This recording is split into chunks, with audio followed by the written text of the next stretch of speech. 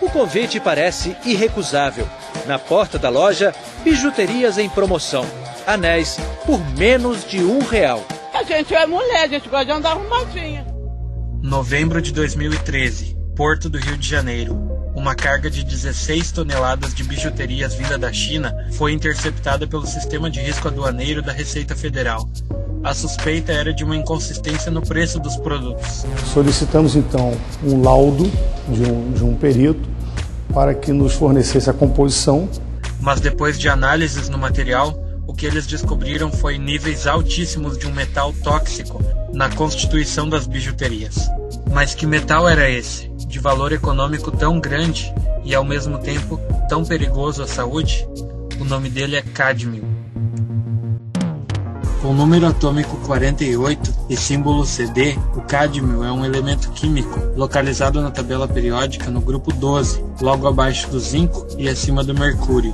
Com massa de 112,41 U, o cádmio é classificado como um metal, estando posicionado entre os elementos de transição. Mas se considerarmos a definição da IUPAC para um elemento de transição como sendo um elemento com subnível D incompleto, o cádmio não será considerado um elemento de transição, pois ele possui 10 elétrons no subnível D. E talvez essa característica, o fato de ter apenas os orbitais S disponíveis para ligações químicas, é a responsável pelos baixos pontos de fusão e de ebulição do cádmio, sendo o ponto de fusão 321 graus Celsius e o ponto de ebulição 767 graus Celsius. Descoberto em 1817 pelo alemão Friedrich Stromeyer, o cádmio tem seu nome derivado do latim, cadmia, e do grego, cadmeia, sendo que ambos significam calamina. Esse era o antigo nome dado para o carbonato de zinco, já que o cádmio foi descoberto como uma impureza, responsável pela coloração amarela do carbonato de zinco quando aquecido.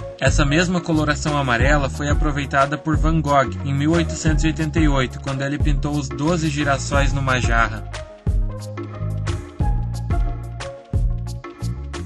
Para você ter uma ideia do risco, em 2010, o governo e a indústria americanos estabeleceram um limite de apenas 0,03% de cádmio em bijuterias. Na União Europeia, a regra é ainda mais dura. Desde 2011 está proibida a concentração superior a 0,01%. Aqui no Brasil, a porcentagem de cádmio encontrada nas peças é quase 4.000 vezes maior do que seria permitido na Europa. A estrutura cristalina do cádmio metálico é do tipo hexagonal compacto, mais conhecida como HCP, em que nós temos uma camada com 6 átomos de cádmio em cima, logo abaixo uma camada com 3 átomos de cádmio, abaixo mais uma camada com 6, mais 3, mais 6, gerando a estrutura descrita como A, B, A, B, A, B. Essa estrutura cristalina se repete em torno de si mesma, em cima e embaixo, milhões e milhões de vezes, até compor um sólido metálico, dúctil e maleável, com brilho e cor semelhante à prata, podendo ser cortado até mesmo com uma faca.